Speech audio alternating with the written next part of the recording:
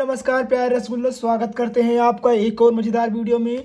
तो आज आपके लिए लेकर आ गए हैं दोस्तों क्लास 12। क्या लेकर आ गए हैं प्यारे बच्चों? तो क्लास 12 के आल जो हमारा पूरा किताब है, कह सकते हैं बायोलॉजी है दोस्तों। बायोलॉजी का सभी डायग्राम, अर्थात कह सकते हैं यह महा मैराथन होने वाली क्लास है, क्योंकि इस मैराथन में आज आपका पूरा कंप्लीट डायग्राम कंप्लीट हो जाएगा। एक ही वीडियो में पूरा बायोलॉजी का डायग्राम कंप्लीट हो जाएगा। तो बायो के क्या दोस्तों, बायोलॉजी के सभी महत्वपूर्ण डायग्राम, जिसको हम चित्र बोलते हैं, सभी महत्वपूर्ण चित्र एक ही वीडियो में आपको आज देखने को मिलेगा। कहाँ मिलेगा दोस्तों? एक ही वीडियो में देखने को मिलेगा। यह 100% आने की संभावना है, क्योंकि आज की इस वीडियो में कोई भी ऐसा डायग्राम नहीं रहेगा जो मैं छोड़ दूंगा। कह सकते हैं कि पूरी किताब को सारा डायग्राम करा दूंगा, तो इसकी आने की संभावना 100% रहेगी। क्यों? क्योंकि जब सभी डायग्राम आपको करा दूंगा तो पूछेगा कहाँ से। ठीक है दोस्तों, तो समय न व्यतीत करते हुए आइए शुरू करते हैं। तो आज हम आपको पूरी बुक का कंप्लीट डायग्राम कराने वाले हैं। ठीक है दोस्तों, आप इस वीडियो को अपने दोस्तों तक बहुत शेयर कर दीजिएगा, क्योंकि आप अपने साथ साथ अपने दोस्तों का भी भला करिए। ठीक है, क्योंकि दोस्तों आप अपने दोस्तों को इसलिए भेजिए क्योंकि उनका भी अच्छा परसेंट आपके साथ साथ बन सके। यही होता है सच्चा मित्र और अच्छा मित्र। ठीक है दोस्तों, तो आइए शुरू करते हैं पहले क्वेश्चन से, जो कि हमारा बायोलॉजी का सभी डायग्राम का पहला क्वेश्चन क्या कह रहा है? कह रहा है कि परिपक्व परागकण की संरचना बनाइए। परिपक्व परागकण की संरचना बनाइए। तो दोस्तों यही होता है हमारा परिपक्व परागकण, जिसकी संरचना दोस्तों परिपक्व परागकण होता है, जो जिसमें क्या क्या पाया जाता है आइए देखते हैं। तो ये जो हमारा यहाँ पे देखिए खाली स्थान होता है, यहाँ देखिए ये जो खाली स्थान होता है इसे हम बोलते हैं दोस्तों, क्या बोलते हैं प्यारे रसगुल्लों? इसको हम बोलते हैं रिक्तिका। क्या बोलते हैं? रिक्तिका बोलते हैं। और ये जो हमारा देखिए यहाँ पर देखिए ये जो बाहर वाली त्वचा पाई जाती है, देखिए यहाँ पर ऐसे ऐसे बाहर कई सारी त्वचा है ना, यहाँ पर देखिए ऐसे बाहर पाई जाती हैं, तो इसे हम बोलते हैं बाह्य चोल। बाह्य चोल इसलिए बोलते हैं क्योंकि यह कहाँ पाई जाती है? तो यहाँ बाहर पाई जाती है। ठीक है दोस्तों, और देखिए इसी प्रकार ये बाहर पाई गई, और जो यहाँ देखिए ये अंदर पाई गई है ना दोस्तों, यहाँ देखिए ये जो एक अंदर लेयर होती है इसे हम बोलते हैं अंतःचोल। क्यों? क्योंकि यह अगर बाहर पाई जाती दोस्तों तो ये बाह्य चोल होता, परंतु ये कहाँ पाई गई है? अंदर पाई गई है, थोड़ा सा बाह्य चोल के थोड़ा सा भीतर पाई गई है, इसलिए इसे बोलते हैं अंतःचोल। क्या बोलते हैं? अंतःचोल बोलते हैं। और यहाँ पर देखिए एक जो हमारा माइटोकॉन्ड्रिया होता है, जिसको मूर्त पावर घर बोलते हैं, या फिर इसे हम यहाँ पर देखिए एक छोटे छोटे जो दिख रहे हैं डॉट डॉट, इसे हम क्या बोलते हैं? तो इसे हम बोलते हैं जनन कोशिका। क्या बोलते हैं प्यारे रसगुल्लों? इसे हम बोलते हैं जनन कोशिका। जनन कोशिका का कार्य क्या होता है? तो इसका कार्य यही होता है कि जो जीव होता है उसको कह सकते हैं कि पालने और पोषने में सहायता करता है। ठीक है दोस्तों, और आप एक चीज देखेंगे यहाँ पर, यहाँ देखिए ये छिद्र हो गया, यहाँ ये छिद्र हो गया, यहाँ ये छिद्र हो गया, यहाँ ऐसे देखिए कई सारे छिद्र है ना। तो इस छिद्र को क्या कहेंगे दोस्तों? इस छिद्र को हम कहेंगे जनन छिद्र। क्या कहेंगे दोस्तों? जनन छिद्र कहेंगे। जनन छिद्र क्यों कहेंगे? क्योंकि इसी छिद्र के माध्यम से ही इसका क्या होता है दोस्तों? इसमें फर्टिलाइजेशन होता है। ठीक है दोस्तों, और यहाँ देखिए जो यहाँ देखिए बीच में हमारे पास जो केंद्रक होता है इसे हम बोलते हैं नली केंद्रक। क्या बोलते हैं? नली केंद्रक। इसी केंद्रक के माध्यम से दोस्तों इसमें क्या बनता है? इसी केंद्रक के माध्यम से इसमें परागकण क्या होता है? परिपक्व होता है। इसी में परिपक्व होता है। उम्मीद है प्यारे रसगुल्लों आपको ये वाला क्वेश्चन पहला परिपक्व परागकण की संरचना बहुत अच्छे समझ में आई होगी। आइए देखते हैं दूसरा क्वेश्चन क्या कह रहा है। दूसरा क्वेश्चन हमारा है, देखिए आवृतबीजी पादप का भ्रूण कोश का चित्र। आवृतबीजी पादप का भ्रूण कोश का चित्र। तो आइए इसको भी देख लेते हैं प्यारे रसगुल्लों बहुत अच्छे तरीके से। ये होता है हमारा आवृतबीजी पादप का चित्र होता है दोस्तों, जो कि आपके बोर्ड एग्जामिनेशन में बहुत महत्वपूर्ण भूमिका निभाता है। आपके बोर्ड एग्जामिनेशन में दोस्तों ये 5 नंबर में आता है। कहाँ आता है? तो ये 5 नंबर में देखने को मिलता है, जो कि आप अगर ऐसे बनाकर, जैसे हम बनाए हैं ऐसे अगर आप बनाकर ऐसे जितना देखिए जैसे यहाँ पर दर्शाए हैं पूरा, तो इतना अगर आप दर्शा देंगे दोस्तों तो आपको कंप्लीट 5 नंबर मिल जाएंगे। एग्जामिनर आपका बिल्कुल भी नंबर नहीं काटेगा। ठीक है प्यारे रसगुल्लों, तो आइए देखते हैं आवृतबीजी पादप का भ्रूण का चित्र देखते हैं। तो जो सबसे देखिए ऊपरी भाग होता है, यहाँ पर देखिए ऊपरी भाग में हमारा देखिए यहाँ पर एक दो यहाँ पर यहाँ देखिए दो यहाँ पर जो हमारी कह सकते हैं कोशिकानुमा संरचना होती है, इसे हम क्या कहते हैं, केंद्रानुमा संरचना पाई जाती है दोस्तों, उसे हम क्या बोलते हैं, तो इस केंद्रानुमा संरचना को हम बोलते हैं प्रतिमुखी कोशिकाएं। प्रतिमुखी कोशिकाएं बोलते हैं, जिसका कार्य क्या होता है, इस सेलों को क्या होता है दोस्तों, कह सकते हैं कि ये सभी का जैसे हमारा पूरे शरीर का मुख्य अंग मुंह होता है, ठीक उसी प्रकार इस सभी का भी मुख्य अंग होता है, जिसके कारण इसी में सब कुछ ऊर्जा कह सकते हैं इसी माध्यम से आती है। ठीक है दोस्तों, उसी प्रकार यहाँ देखिए केंद्रक कोशिका भी होती है। यहाँ पर देखिए ये जो क्षेत्र है, इतना हमारा क्षेत्र जो है, इतना ये जो हमारा क्षेत्र इसमें देखिए डॉट डॉट डॉट डॉट भरे हुए है ना, तो यही होता है हमारा दोस्तों, क्या होता है, केंद्रक कोशिका। ये केंद्रक कोशिका क्या होते हैं, तो यही होता है दोस्तों मुख्य भाग होता है, जिसके कारण से इसमें जो केंद्रक कोशिका भरे होते हैं, ये सभी को ऊर्जा और कह सकते हैं शक्ति, या फिर कह सकते हैं हम कि सभी को एकत्रित करने में या इकट्ठा रखने में महत्वपूर्ण भूमिका निभाते हैं। उसी प्रकार देखिए यहाँ पर देखिए ये इतना बड़ा जो है पूरा, यहाँ से देखिए, यहाँ से इतना बड़ा जो पूरा है दोस्तों, इतना बड़ा देखिए, ये पूरा क्या होता है, इसी को हम बोलते हैं भ्रूण कोश इसे कहते हैं, जिसी के अंदर क्या पाए जाते हैं, डॉट डॉट देखिए यहाँ पर, इसी के अंदर भ्रूण पाए जाते हैं। ठीक है दोस्तों, इसी के अंदर क्या पाए जाते हैं, भ्रूण पाए जाते हैं। ठीक है दोस्तों, यही होता है हमारा पूरा भ्रूण कोश। देखिए यहाँ पर पूरा भ्रूण कोश में क्या भर रहते हैं, भ्रूण भर रहते हैं। ठीक है, फिर उसके बाद देखिए यहाँ पर एक देखिए, यहाँ पर देखिए ये जो हमारा ऐसे बना है, बीज के आकार का बना है, ये नहीं कह सकते हैं जैसे दो चना सटा रहता है, उसी प्रकार ये देखिए सटा है ना, इसे हम बोलते हैं ध्रुवी कोशिका।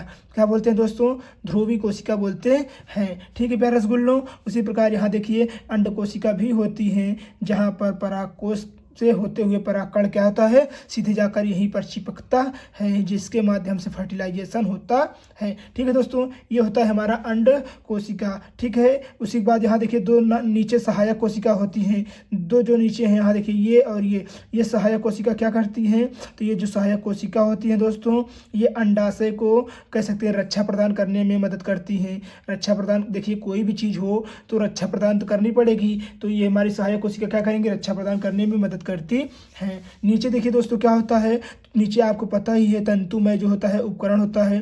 तंतुमय उपकरण इसलिए होता है क्योंकि दोस्तों जो नीचे सबसे नीचे इसका भार तंतुमय होता है, जहाँ से कली ऐसे खिली रहती हैं दोस्तों, वही होता है हमारा तंतुमय संरचना कह सकते हैं। जैसे ऐसे देखिए, ऐसे खिली रहती है ना, ऐसे खिली रहती हैं, तो वही होता है हमारा तंतु में संरचना। ठीक है दोस्तों, उम्मीद है आपको दूसरा भी डायग्राम बहुत अच्छे से समझ में आ गया होगा। आइए देखते हैं नेक्स्ट डायग्राम क्या है, क्या कह रहा है।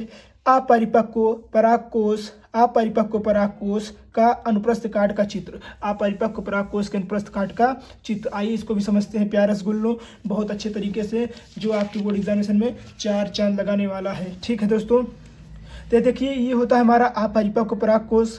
आपको भी इसमें समझाएंगे, हम परिपक्व परागकोश भी लेकर आएंगे, अभी आपको समझाएंगे, एक और बनाए हैं। ठीक है दोस्तों, तो उसको भी हम समझा देंगे आपको, बिल्कुल भी चिंता नहीं करिएगा। ऐसे ही आपके बोर्ड एग्जामिनेशन के लिए आपको हम पूरा चित्र बना के अच्छे से समझाएंगे दोस्तों। ठीक है, तो देखिए ये होता है हमारा अपरिपक्व परागकोश, जिसमें यहाँ पर जो ये हमारा कोशिका होती है, इसे हम बोलते हैं संवहन पुल। क्या बोलते हैं दोस्तों, संवहन पुल बोलते हैं, जो क्या करता है, किसी भी चीज़ को अंदर ले जाने में मदद करता है। जैसे अगर हमारा कोई, जैसे गंगा जी पे ओवरब्रिज हो गया, या फिर किसी भी नदी पे ओवरब्रिज बनता है, तो पुल क्या करता है, किसी भी चीज़ को एक जगह से दूसरी जगह ले जाने में मदद करता है। ठीक उसी प्रकार ये भी संवहन पुल भी क्या करता है, एक जगह पे किसी भी, यहाँ पर देखिए जो वस्तु होता है वो यहाँ पर चारों में भेजने में मदद करता है। ठीक है दोस्तों, उसी प्रकार यहाँ देखिए ये बाह्य त्वचा होती है, जो सबसे बाहरी त्वचा होती है, इसे हम क्या बोलते हैं प्यारे रसगुल्लों, इसे हम बोलते हैं बाह्य त्वचा। क्या बोलते हैं प्यारे बच्चों, इसे हम बोलते हैं बाह्य त्वचा। बाह्य त्वचा कार्य क्या होता है, तो सभी गार्ड सेल को ऊर्जा प्रदान, मतलब कह सकते हैं रक्षा प्रदान करती है। बाह्य सेल का काम यही होता है कि सभी को रक्षा प्रदान करती है। जैसे हमारे शरीर में यहाँ देखिए चमड़ी है, चमड़ी क्या करती है, हमारे कोशिकाओं को रक्षा प्रदान करती है। ठीक उसी प्रकार में यहाँ बाह्य त्वचा भी क्या करती है, इन सभी को क्या करती है, रक्षा प्रदान करती है। उसके बाद आता है मध्य परत होता है दोस्तों।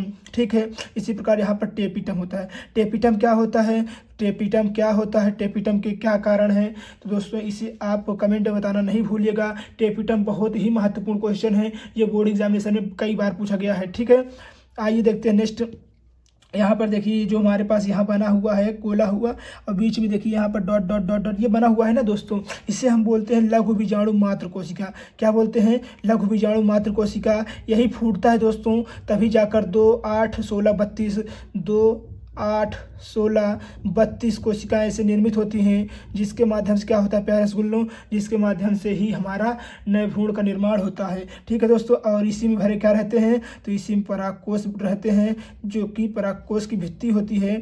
और इसी में क्या भरे रहते हैं? देखिए डॉट डॉट डॉट डॉट क्या भरे हुए हैं?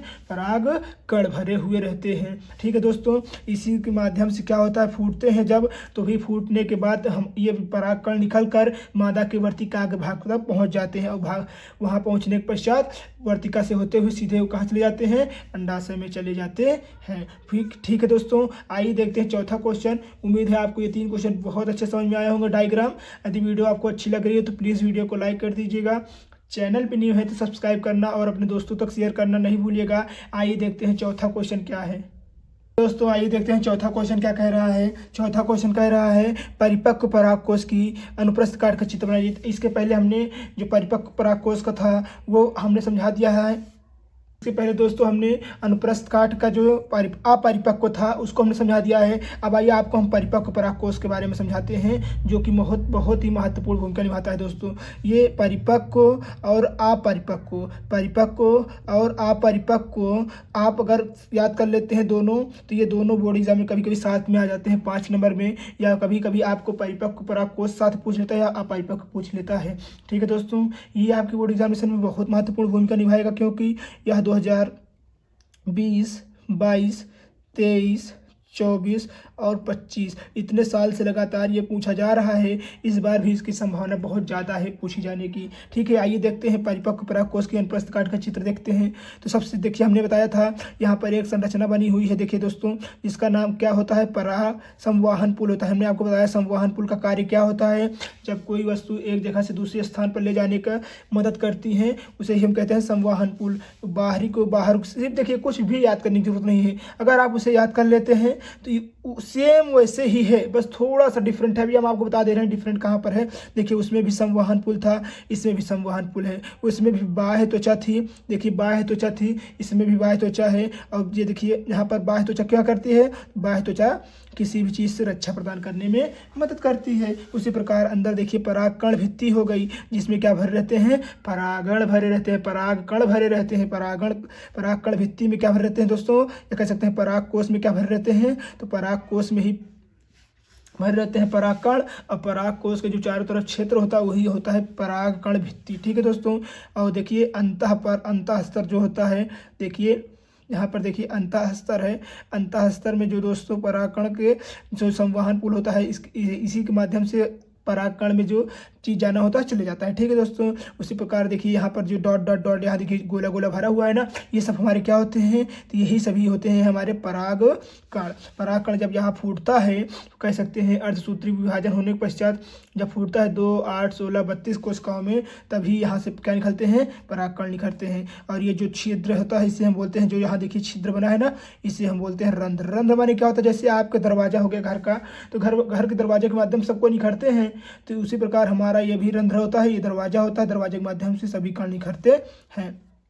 और ये जो पूरा देखिए यहाँ से देखिए ऐसे पूरा पराग कोण भरा हुआ है, इसे ही हम बोलते हैं दोस्तों परागकोश। परागकोश किसे कहते हैं? परागकोश वह होता है जिसमें परागकण भरे हुए होते हैं, उसे ही हम परागकोश कहते हैं। ठीक है प्यारे रसगुल्लों, आइए देखते हैं नेक्स्ट क्वेश्चन क्या कह रहा है। बहुत महत्वपूर्ण डायग्राम है, ये डायग्राम आप तैयार करके ही जाइएगा, और ये डायग्राम आपके बोर्ड एग्जामिनेशन में काफ़ी बार पूछा गया है। क्या कह रहा है? 5वां क्वेश्चन है, 6वां नहीं है। आम के फल का अनुप्रस्थ काट बनाइए। तो ये 2020 में भी आया है, 22 में भी आया है, 23 में भी आया है, 23 में भी आया है, 24 में भी आया है और 19 में भी आया है। ठीक है दोस्तों, और 25 में तो आया ही है। ठीक है, इसे आप ज़रूर तैयार करके जाइएगा, ये बहुत ही महत्वपूर्ण है। क्या? आम के अनुप्रस्थ काट का चित्र, आम के अनुप्रस्थ काट का चित्र, इसे आप तैयार करके जाइएगा प्यारे रसगुल्लों। ये आप समझ लीजिए जितना आसान है उतना ही कठिन भी है। ठीक है, तो ये होता है हमारा जो आम, ये इसको बोलते हैं हम डंठल। क्या बोलते हैं? डंठल बोलते हैं।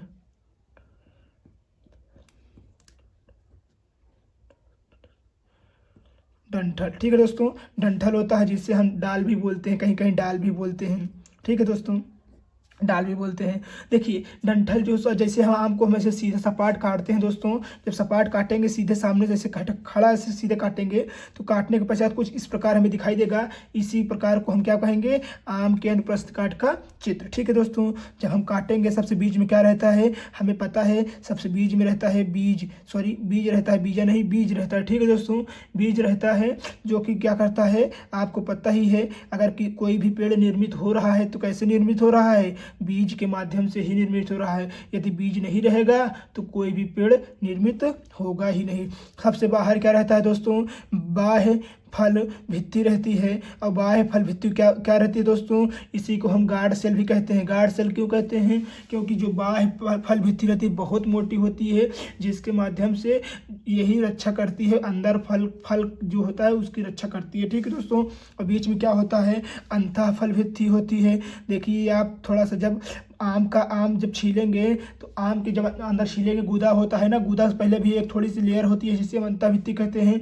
और जो मध्य भित्ति होती है, मध्य भित्ति को हम क्या बोलते हैं, मध्य भित्ति को हम गूदा भी बोलते हैं। जिसको हम खाते हैं वह मीठा खट्टा लगता है, इसे ही हम क्या कहते हैं, मध्य भित्ति भी बोलते हैं, या फिर कह सकते हैं अंतः भित्ति भी बोलते हैं, जो कि हमें कह सकते हैं स्वाद देने में महत्वपूर्ण भूमिका निभाता है। ठीक है प्यारे रसगुल्लो, ये हुआ क्वेश्चन नंबर 5। आइए देखते हैं क्वेश्चन नंबर 6 क्या है।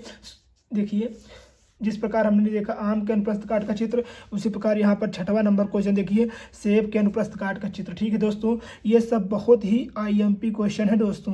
जिस प्रकार आपको बहुत इजी लग रहे हैं उसी प्रकार ये बहुत हार्ड भी है। क्या है दोस्तों, ये बहुत हार्ड भी है दोस्तों। ठीक है, इसे आप तैयार करके जाइएगा। यदि आप तैयार करके नहीं जाएंगे तो बहुत पछताएंगे। ठीक है, तो आइए देखते हैं सेब के अनुप्रस्थ काट का चित्र। जो जैसे आपने आम के अंदर देखिए बनाया है यहाँ पर बीज, तो उसी प्रकार यहाँ भी बीज होता है। ठीक है दोस्तों, यहाँ भी बीज होता है। और बीज का कार्य क्या होता है, बीज का कार्य होता है कि जो बीज होता है दोस्तों वो किसी भी चीज़ को पैदा करने या कह सकते हैं प्रजनन करने में मतलब महत्वपूर्ण भूमिका निभाता है। यदि बीज ना हो तो हमारे पूरी पृथ्वी पर गेहूँ ना हो, फसल धान ना हो और अन्य कोई भी फसल ना हो। ठीक है प्यारे रसगुल्लो, तो सबसे अंदर क्या पाया जाता है, बीज पाया जाता है। जब हम सेब को सीधे खड़ा करके काटते हैं से, तो फिर उसके बाद क्या पाया जाता है, सेब के ऊपर जो बीज होता है, बीज के ऊपर एक आवरण पाया जाता है जिसे हम अंतः आवरण भित्ति कहते हैं। क्या कहते हैं, अंतः आवरण भित्ति कहते हैं, जिसको हम खाने में महत्वपूर्ण भूमिका निभाता है। क्योंकि दोस्तों इसी को हम खाते हैं जिससे हमें खट्टा सेब या मीठा सेब लगता है। ठीक है दोस्तों, आप कह रहे होंगे खट्टा, तो हाँ जब कच्चा रहता है तो वो खट्टा भी लगता है। ठीक है, उसके बाद होता है दोस्तों बाह्य फल भित्ति, जो कि सेब को रक्षा प्रदान करने में मदद करता है। उसके बाद होता है मध्य भित्ति, जो कि बहुत रसीली होती है और इससे से ही रस निकलने का काम भी करता है। ठीक है प्यारे रसगुल्ले, जो 5वां क्वेश्चन था आम और सेब का, ये बहुत ही महत्वपूर्ण है और बहुत ही ईजी क्वेश्चन है। ठीक है दोस्तों, आइए देखते हैं 7वां क्वेश्चन क्या है, जो कि आपकी बोर्ड एग्जामिनेशन में 4 चांद लगाने वाला है। देखते हैं प्यारे रसगुल्लो, क्वेश्चन नंबर 7 देखते हैं। क्वेश्चन नंबर 7 क्या कह रहा है, द्विबीजपत्री पादप भ्रूण के अनुप्रस्थ काट का चित्र। द्विबीजपत्री पादप भ्रूण के अनुप्रस्थ काट का चित्र। दोस्तों ये इतना इंपॉर्टेंट है कि यह देखिए दोस्तों, यहाँ पर देखिए, यह इतना इंपॉर्टेंट है कि यह 2017 में भी आया है, 18 में भी आया है, 19, 22, 24 और 25 में भी आया है दोस्तों। इसे आप ज़रूर से ज़रूर तैयार करके जाइएगा। ठीक है प्यारे रसगुल्लो, यदि आप इस तैयार करे रहेंगे तो आप समझ लीजिए कि आपकी बोर्ड एग्जामिनेशन में ये ज़रूर से ज़रूर देखने को मिलेगा। ठीक है प्यारे बच्चों, आइए देखते हैं। देखिए ये होता है हमारा दोस्तों किसका चित्र, ये होता है हमारा द्विबीजपत्री का चित्र होता है। जो द्विबीजपत्री होता है यह बहुत ही महत्वपूर्ण भूमिका निभाता है आपके पेपर में। ठीक है, आप बहुत से बच्चे समझ रहे हैं कि सर इसका यहाँ देखिए सर बना है तो ये डायनासोर कहीं तो नहीं है। नहीं बेटा, डायनासोर ये नहीं है। ठीक है, तो ये जो हमारा ऊपरी भाग होता है और यहाँ पर देखिए गर्दन नुमा जो संरचना होता है, इसे हम बोलते हैं निलंबन। क्या बोलते हैं दोस्तों, निलंबन बोलते हैं। ठीक है, और जो बीच वाला भाग होता है इसे हम बोलते हैं मूलांकुर। क्या बोलते हैं, इसे हम बोलते हैं मूला अंकुर बोलते हैं। मूला अंकुर बोलते हैं। मूला अंकुर क्या करता है, तो किसी भी चीज़ को क्या करता है, अंकुरित करने में, या कह सकते हैं जो बीज निकलता नहीं है, जैसे आप चना अगर शाम को भिगो देंगे, सुबह देखेंगे कि उसमें से अंकुर निकल आता है, तो यहीं से निकलता है दोस्तों, यहीं से देखिए अंकुरित होना शुरू करता है। ठीक है, और ये जो हमारा ये वाला क्षेत्र होता है, ये वाला क्षेत्र होता है, ये हमारा होता है बीज पात्र, बीज पत्र बोलते हैं, कहीं कहीं बीज पात्र भी बोलते हैं। ठीक है, और ये जो हमारा यहाँ देखिए ये वाला हिस्सा होता है, इसे हम बोलते हैं प्रांकुर। प्रांकुर क्यों बोलते हैं, क्योंकि आप देखेंगे जो नीचे जड़ जाएंगी, जैसे आप गेहूँ बनाएंगे दोस्तों, अगर आप गेहूँ बनाएंगे तो गेहूँ के नीचे जड़ जाती है ना, जड़ जाती है, जो जड़ जाएगी अंदर नीचे ज़मीन के अंदर, तो वो यहीं से ही होकर जाती है। ठीक है, क्योंकि दोनों हिस्सा से बीचों बीच में होकर जाएगी, जिसे हम क्या बोलते हैं, प्रांकुर कहते हैं। प्रांकुर क्या करता है, तो हमने आपको बताया कि पृथ्वी से डायरेक्ट अटैच होने में महत्वपूर्ण भूमिका निभाता है। तो इसे आप तैयार करके जाइएगा, ये इंपॉर्टेंट ही नहीं, वेरी इंपॉर्टेंट क्वेश्चन है दोस्तों। ठीक है, और ये इतना इंपॉर्टेंट है, समझ लीजिए कि आपके बोर्ड एग्जामिनेशन में बहुत बार देखने को मिला है। आइए देखते हैं क्वेश्चन नंबर 8, जो कि बहुत महत्वपूर्ण क्वेश्चन है। ये चित्र आप तो तैयार करके ही जाइएगा, क्योंकि ये चित्र जो हम बताने जा रहे हैं, 8वां चित्र, ये हमारे बोर्ड एग्जामिनेशन में स्वयं आया था। हमारे बोर्ड एग्जामिनेशन में, जब हम बोर्ड एग्जामिनेशन दिए थे 2000 में, हम आपको बताएंगे, जब हम ये बोर्ड एग्जामिनेशन दिए थे 12 का, तो हमारे बोर्ड एग्जामिनेशन में आया था। हम आइए उसको दिखाते हैं। प्यारे क्लास 12 के होनहार बच्चों, हमने आपको बताया है जो कक्षा 12 के लिए 8वां क्वेश्चन है। ये चित्र इतना इंपॉर्टेंट है कि आप तैयार करके जाएंगे ना, जब तैयार करके जाएंगे दोस्तों, तो आप जब आपके पेपर में आएगा तो आप बहुत खुश होंगे, कहेंगे सर आपने तो बहुत अच्छे तरीके से बताया था, ये हमारे बोर्ड एग्जामिनेशन में भी फंसा है। तो आइए देखते हैं। कह रहा है बीजांड की संरचना बनाइए। ये चित्र देखिए कब कब आया है, ये चित्र देखिए 2020 में आया है, 22 में आया है, 23 में आया है, 24 में आया है, 25। देखिए 5 सालों से लगातार पूछा जा रहा है दोस्तों। जब 5 सालों से लगातार पूछा जा रहा है, तो इस बार भी इसकी आने की संभावना बहुत हद तक बढ़ जाती है। ठीक है, तो आइए देखते हैं बीजांड का चित्र। देखिए यही होता है दोस्तों बीजांड का चित्र। ठीक है, बीजांड का चित्र यही होता है, जो कि आपके बोर्ड एग्जामिनेशन में बहुत महत्वपूर्ण भूमिका निभाता है। आइए देखते हैं। देखिए प्यारे बच्चों, यही होता है बीजांड का चित्र, जो कि बीजांड होता है। जो बीजांड क्या होता है, देखिए जो बीजांड का चित्र होता है दोस्तों, इस प्रकार बनाया जाता है। इसमें दोस्तों देखिए, ये जो अंदर वाला हिस्सा होता है, ये अकेले भी अपने आप में महत्वपूर्ण भूमिका निभाता है। इसके पहले देखिए हमने आपको यहाँ पर देखिए कराया है, ये देखिए ये खुद 5 नंबर का आता है। देखिए जब इसके अंदर ये यहाँ पर देखिए बीजांड द्वार जो होता है, इसी के अंदर भय रहता है। एक सहायक कोशिका होती है, फिर एक अंड कोशिका होती है, ध्रुवी कोशिका होती है, प्रतिमुखी कोशिका होती है। तो सब यहीं पर देखिए, इसको हमने बताया ना अभी आपको, तो यही महत्वपूर्ण भूमिका निभाता है इसमें। ठीक है, तो सबसे बाहर क्या होता है दोस्तों, तो जिस प्रकार हमको पता है हमारे घर में जाने के लिए सबसे पहले क्या होता है, द्वार होता है। इसी प्रकार यहाँ भी क्या होता है, बीजांड द्वार होता है दोस्तों, जिसमें क्या रहता है, जिसके माध्यम से बीज क्या होता है, जाता है। ठीक है प्यारे स्कूल, बीजांड द्वार होता है। बीजांड द्वार देखिए यहाँ पर कई आवरणों से घिरा हुआ है, 1 2 3, यानी कह सकते हैं कई आवरणों से घिरा रहता है। इन आवरण को क्या कहते हैं दोस्तों, इन आवरण का सबसे ऊपरी भाग क्या कहलाता है, तो निभाग कहलाता है। सबसे ऊपरी भाग क्या कहलाता है, तो निभाग कहलाता है। ठीक है दोस्तों, जो हमारा सबसे ऊपरी भाग निभाग कहलाता है। जब ये देखिए सतह ऊपर से होते हुए नीचे जाएगी दोस्तों, तो नीचे ऊपर से होते हुए नीचे जाएंगे तो सबका अलग अलग भाग होता है। ठीक है प्यारे स्कूल, उसको हम समझाते हैं। तो देखिए हमने आपको समझाया है, यहाँ पर देखिए, यहाँ पर भी समझाया है हमने। सबसे ऊपरी भाग क्या होता है, प्रतिमुखी कोशिकाएं होती हैं। देखिए यहीं पर देखिए, यहाँ प्रतिमुखी कोशिका होती हैं, प्रतिमुखी कोशिका होती हैं दोस्तों। ये प्रतिमुखी कोशिका क्या कहलाती करती हैं, तो हमने आपको बताया दोस्तों, सबसे ऊपरी हिस्सा में रहता है, जिसके कारण से कोई भी वस्तु यहाँ पर आने में और चिपकने में सहायता करती है। और यहाँ पर देखिए ये कोई 2 नहीं है दोस्तों, ये एक ही रहता है।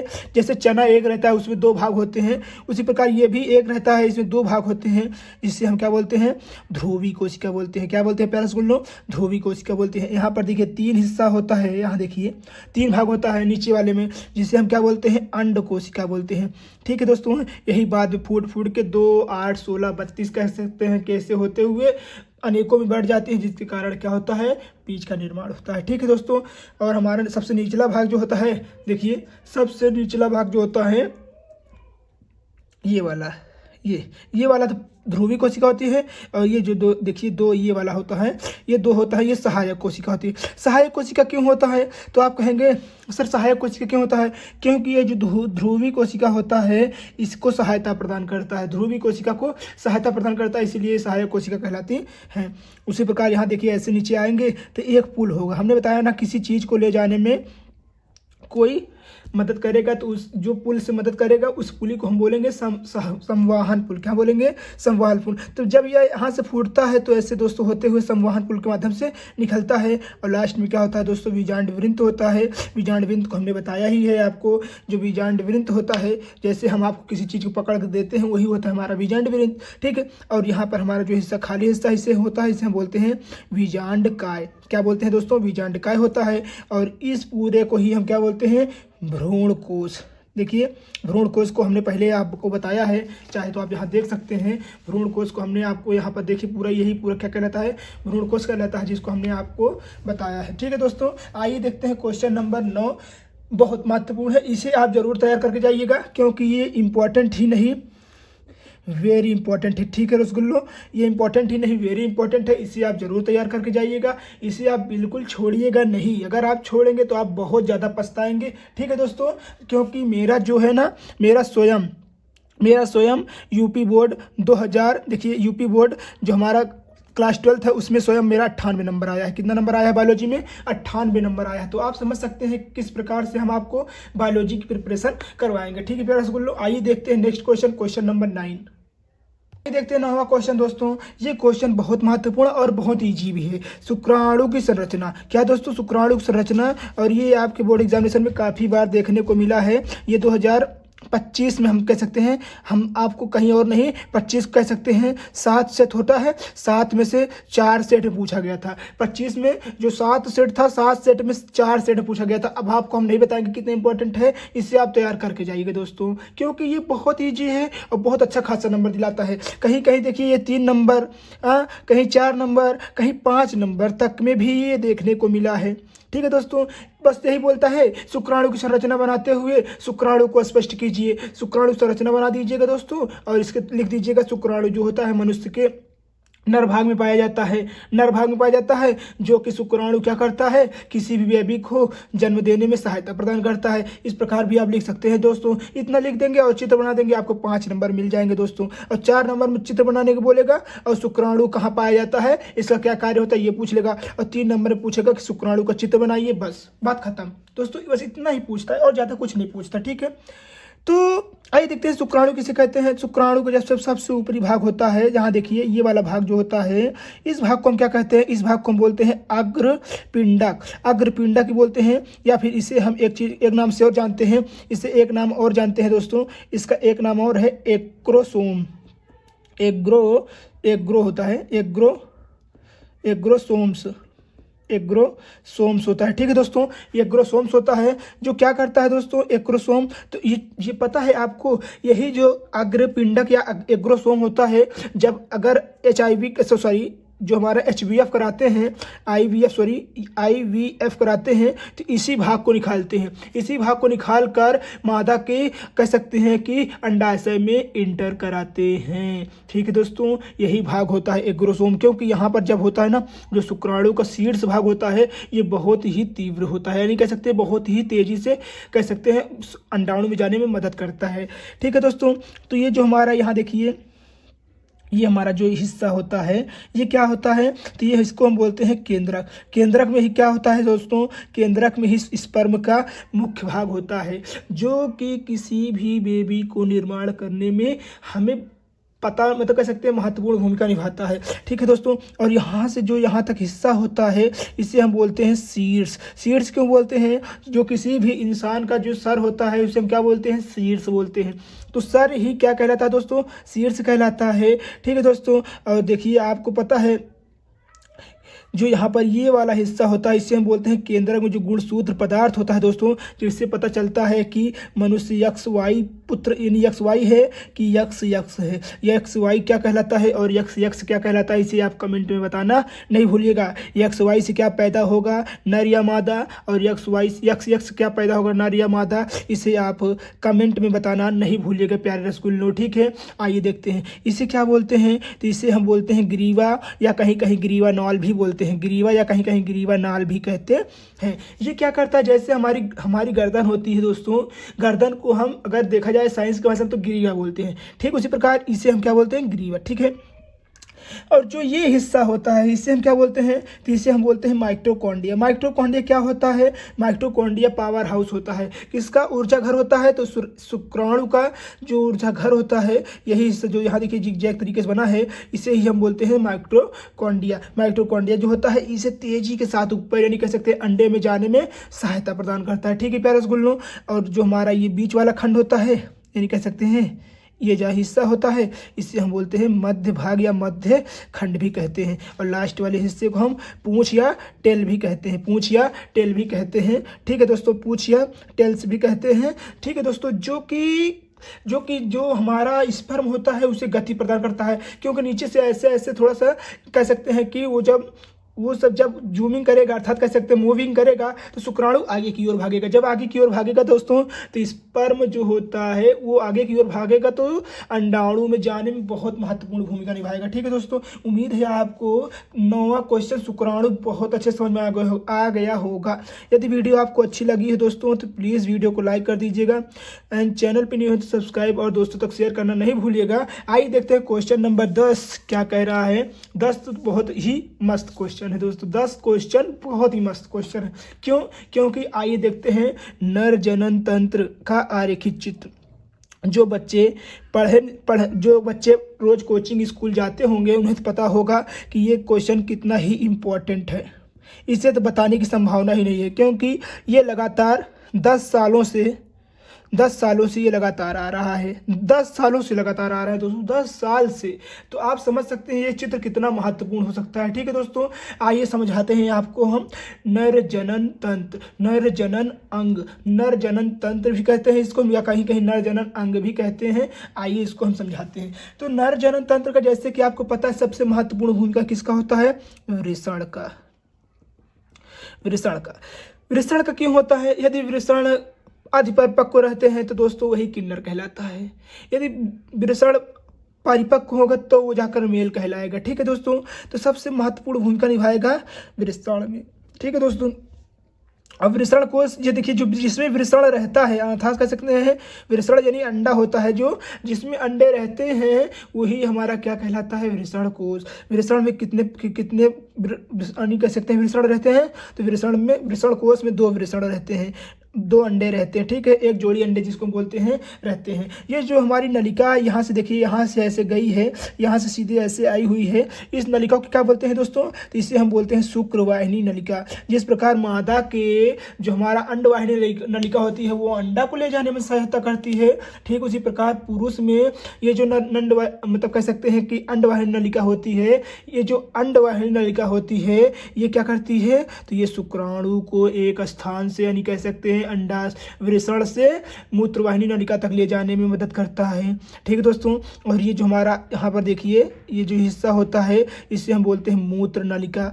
मूत्र नलिका क्यों बोलते हैं, क्योंकि इसी माध्यम से मूत्र कहाँ आता है, मूत्राशय में आता है। मूत्र नलिका की सहायता से ही मूत्र कहाँ आता है दोस्तों, मूत्राशय में आता है। ठीक है, और जो हमारा ये देखिए यहाँ देखिए यहाँ देखिए ऐसे जो हमारा होता है 2 यहाँ पर पतली पतली नसें होती हैं, या कह सकते हैं पतली पतली जो हमारी यहाँ पर कह सकते हैं कि हमारा एक संरचना होती है, उस संरचना को हम क्या कहते हैं दोस्तों, प्रोस्टेट ग्रंथि। यही ग्रंथि ढीली पड़ जाती है, इसी खातिर वीर्यपात होता है, नाइट फॉल होता है। ठीक है दोस्तों, यदि कोई इंसान जो नाइट फॉल होता है तो यही ग्रंथि ढीली होती है, प्रोस्टेट ग्रंथि के ढीली होने के कारण ही होता है। ठीक है दोस्तों, और इसी में देखिए आप जो यही जो होता है प्रोस्टेट ग्रंथि ही अगर जिसकी सही होती है दोस्तों वही कह सकते हैं असली ब्रह्मचारी होता है। ठीक है तो दोस्तों, यहाँ देखिए ये होता है हमारा शुक्राशय। शुक्राशय क्या करता है, तो शुक्राशय जो होता है शुक्राणु को जो ऊर्जा प्रदान करने में मदद करता है। ठीक है दोस्तों, जब शुक्राणु आता है तो शुक्राशय भी यहाँ से क्या करता है,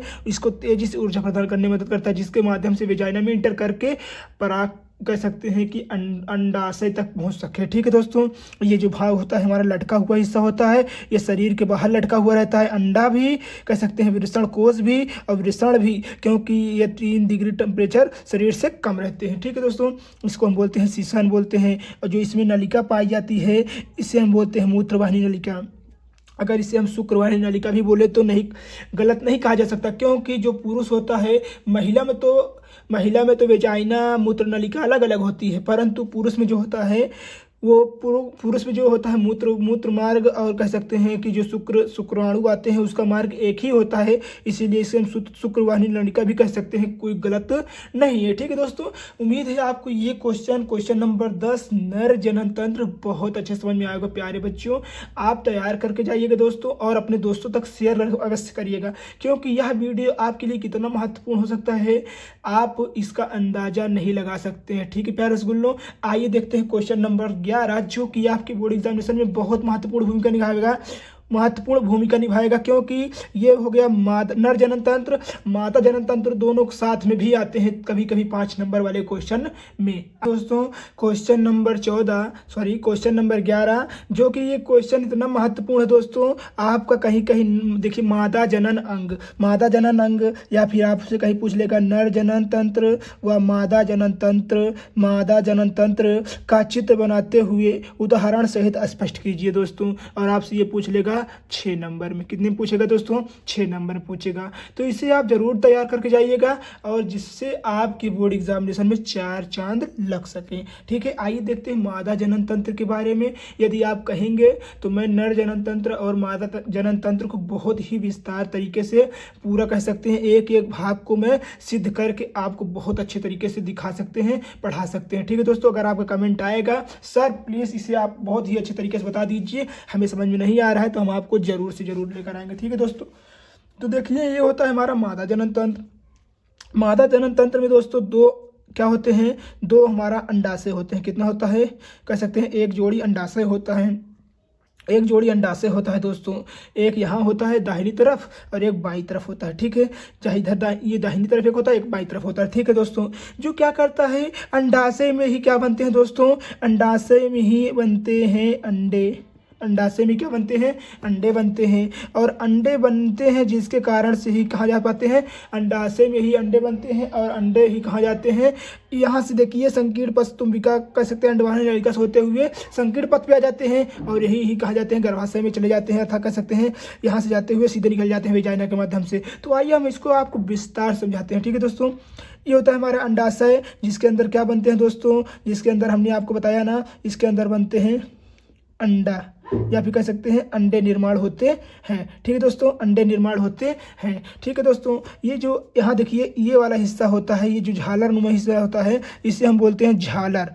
क्या बोलते हैं, झालर बोलते हैं, कहीं कहीं झालरी की भी बोलते हैं। ठीक है दोस्तों, इसे जो यहाँ देखिए ये जो इसे पकड़ा हुआ है, ठीक है दोस्तों, इसे हम क्या बोलते हैं, झालर। यहाँ देखिए ये इसे पकड़ा हुआ है ना, तो इसे क्या बोलते हैं, झालर बोलते हैं। झालर क्या करता है, जैसे आपको पता होगा कोई भी चीज़ आप अगर पकड़ाएंगे तो कुछ इस प्रकार पकड़ेगा कि उस पर लगेगा कि कोई चीज़ पकड़ा हुआ है, तो उसी प्रकार जैसे आप फूल के नीचे देखेंगे तो ऐसे लगेगा पुष्पासन पे कि पुष्प उस पे रखा हुआ हो, तो उसी प्रकार यहाँ भी होता है, ये जिसको हम बोलते हैं झालर। ठीक है दोस्तों, उसके थोड़ा आगे चलेंगे तो ये होता है दोस्तों तुम्बिका।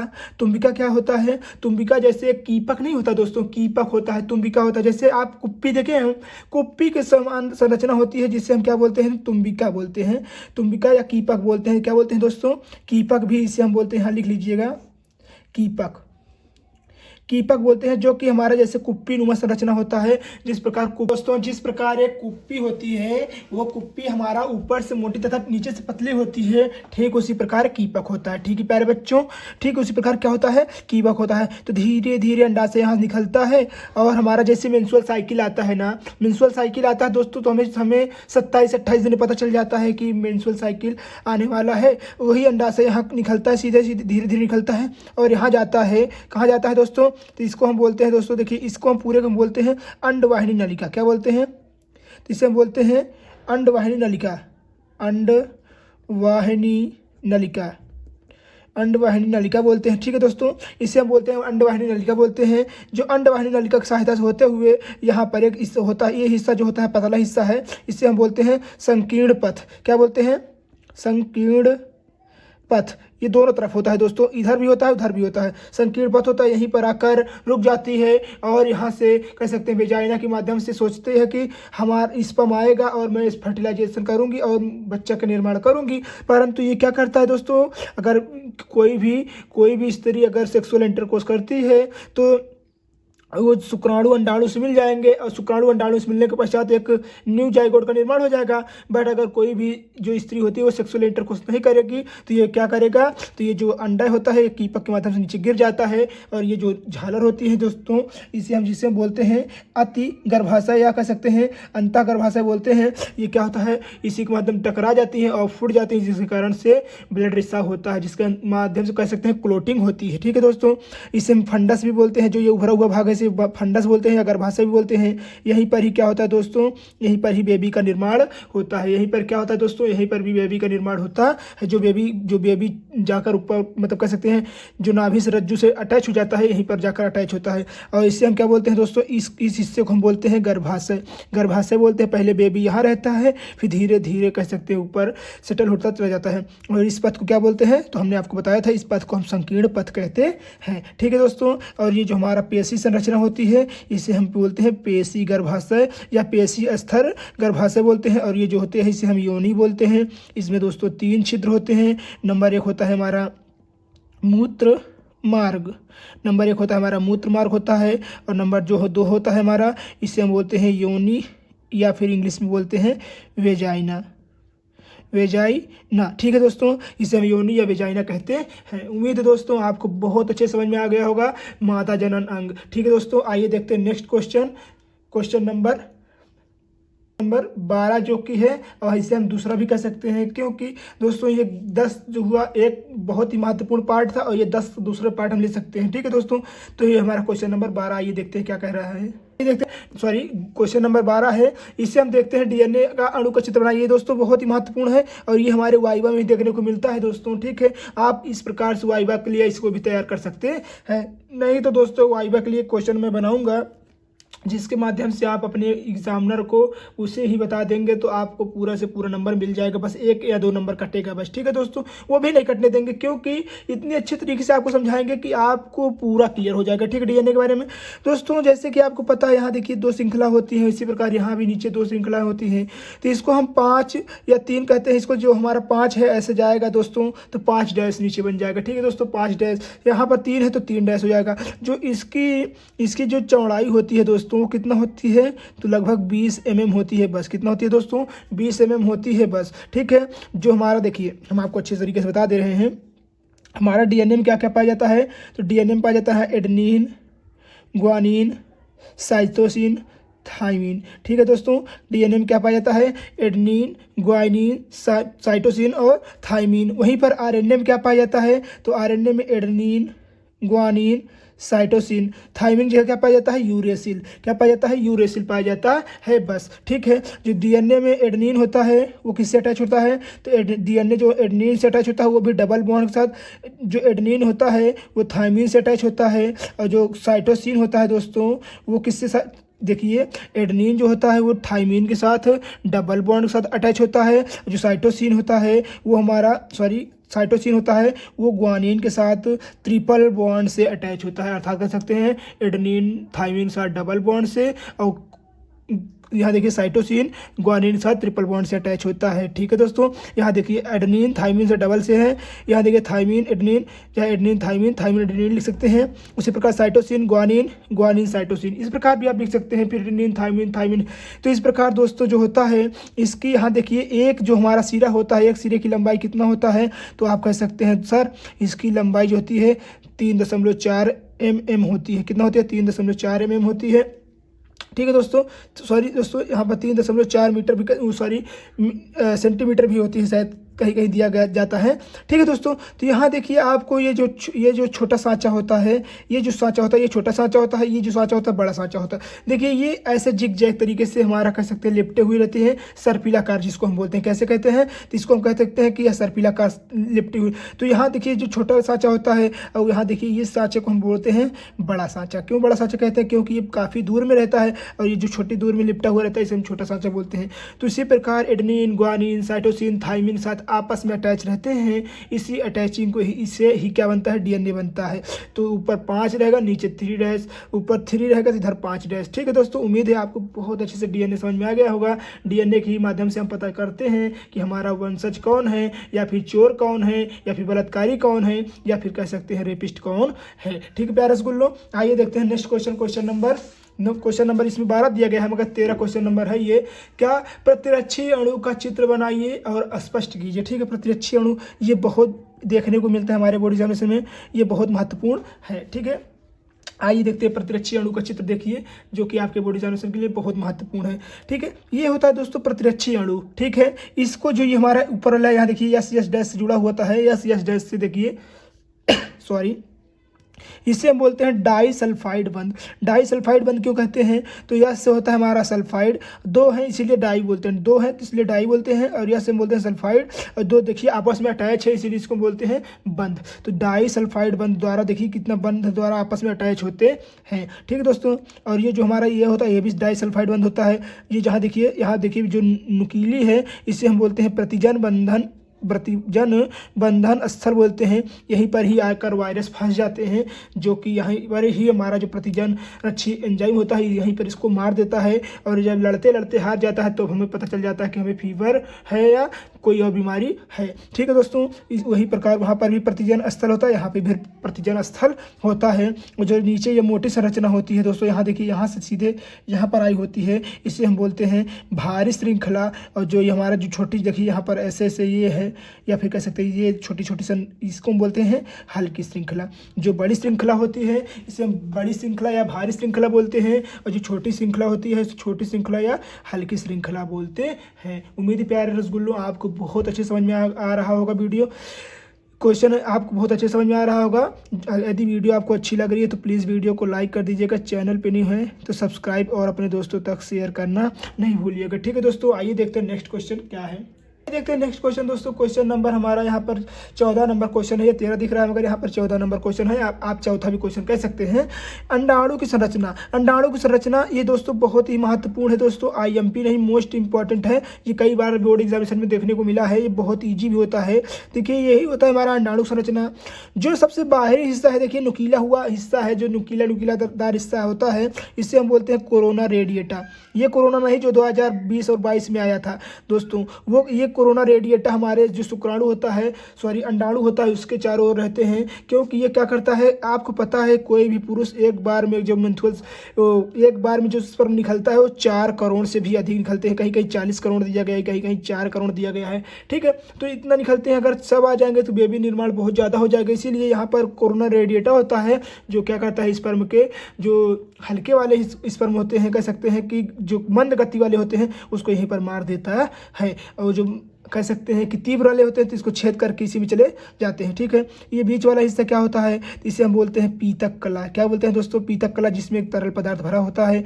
ठीक है, नेक्स्ट ये वाला हिस्सा क्या होता है, जिसमें देखिए डॉट डॉट डॉट डॉट करके कोशिका द्रव्य भरी होती है। ठीक है दोस्तों, और सबसे अंदर भाग क्या होता है, केंद्रक होता है। क्या होता है, केंद्रक होता है, जो कि आपको पता है दोस्तों, ये आपके लिए इतना महत्वपूर्ण है, इतना इजी है और बहुत ही महत्वपूर्ण है दोस्तों। इसे आप जरूर तैयार करके जाइएगा, और इसे आप कह सकते हैं कि समझ लीजिए एकदम अच्छे से तैयार करके जाइएगा। ठीक है दोस्तों, आइए देखते हैं नेक्स्ट क्वेश्चन क्या है। देखते हैं दोस्तों क्वेश्चन नंबर 15 क्या कहलाता है। 15 नंबर क्वेश्चन कह रहा है पुष्प आवृत बीजी का एक आकर्षक अंग। तो देखिए पुष्प का आवृत बीजी, पुष्प का चित्र बनाइए। पेपर में आपके 5 नंबर का देखने को मिलता है, और इस बार भी आएगा क्योंकि ये लगातार 5 से 7 सालों से लगातार ये पूछा जा रहा है। इस बार भी ये पेपर में देखने को मिलेगा। कहेगा पुष्प का चित्र बनाइए और उसके सभी भागों को समझाइए। तो ये दोस्तों होता है पुष्प का चित्र। इसमें देखिए सबसे नीचे वाला भाग इसको क्या बोलते हैं, सबसे पहले इसको बोलते हैं हम वृंत। क्या बोलते हैं? वृंत बोलते हैं। तो यहाँ पर देखिए जहाँ पर पुष्प बैठा हुआ है, देखिए यहाँ पर जहाँ पर पुष्प बैठा हुआ है इसे हम बोलते हैं, देखिए यहाँ इसको हम बोलते हैं बाह्य दल पुंज, सॉरी इसे हम बोलते हैं पुष्पासन। क्या बोलते हैं दोस्तों? यहाँ देखिए, यहाँ देखिए, यहाँ बना है पुष्पासन, क्योंकि पुष्प के बैठने का आसन को ही हम क्या कहते हैं? पुष्पासन कहते हैं। ठीक है दोस्तों, पुष्पासन कहते हैं। और जो देखिए बाहर जैसे लटका हुआ हिस्सा रहता है, पुष्प के नीचे लटका हुआ हिस्सा रहता है, उसे हम बोलते हैं बाह्य दल पुंज। क्या बोलते हैं दोस्तों? कुछ पत्तियां नीचे लटकी रहती है ना, हरी हरी, तो उसे हम बोलते हैं बाह्य दल पुंज। और जो ऊपर रहते हैं दोस्तों उसको हम बोलते हैं क्या? दल पुंज। क्या बोलते हैं? दल पुंज। जो रेड रेड रहती है उसको हम बोलते हैं दल पुंज। किसी दिन हम आपको फूल लेकर आएंगे तो बहुत अच्छे तरीके से समझाएंगे। ठीक है दोस्तों। और जो हमारा ये हिस्सा जो फूला हुआ हिस्सा होता है उससे हम बोलते हैं अंडाशय। क्या बोलते हैं प्यारे रसगुल्लो? उससे हम अंडाशय बोलते हैं। और जो हमारा यहाँ देखिए ऐसी संरचना होती है, उसमें 3 हिस्सा होता है। नंबर 1 दोस्तों वर्तिका होता है, नंबर 2 क्या होता है? वर्तिकाग्र होता है या परागनलिका होता है, नंबर 1 होता है परागकण। ये आपको बहुत अच्छे तरीके से नहीं समझ में आएगा, जब हम आपको फूल लेकर आएंगे तो आपको बहुत अच्छे तरीके से समझा देंगे। ठीक है दोस्तों। और परागकोश में क्या भर रहते हैं? परागकण। ठीक है दोस्तों। और बीच में क्या होता है? वर्तिकाग्र। इसी देखिए यही जो होता है, इसी में से परागकण ऐसे फूटते हैं और इसी में चले जाते हैं, जिसके कारण से यहाँ आकर क्या बना कर लेते हैं? निषेचन कर लेते हैं। इसके क्या होता है? पराग कोश होता है। पराग कोश के अंदर क्या भर रहते हैं? परागकण, जो मादा के वर्तिका भाग से होते हुए सीधे कहाँ जाते हैं? अंडाशय में आ जाते हैं। ठीक है दोस्तों। अभी हमने आपको बताया था यहाँ ये प्रतिमुखी कोशिका होती है, फिर बीच वाली ध्रुवी कोशिका होती है, नीचे वाली अंडाशय कोशिका होती है, और सबसे नीचे वाली क्या होती है?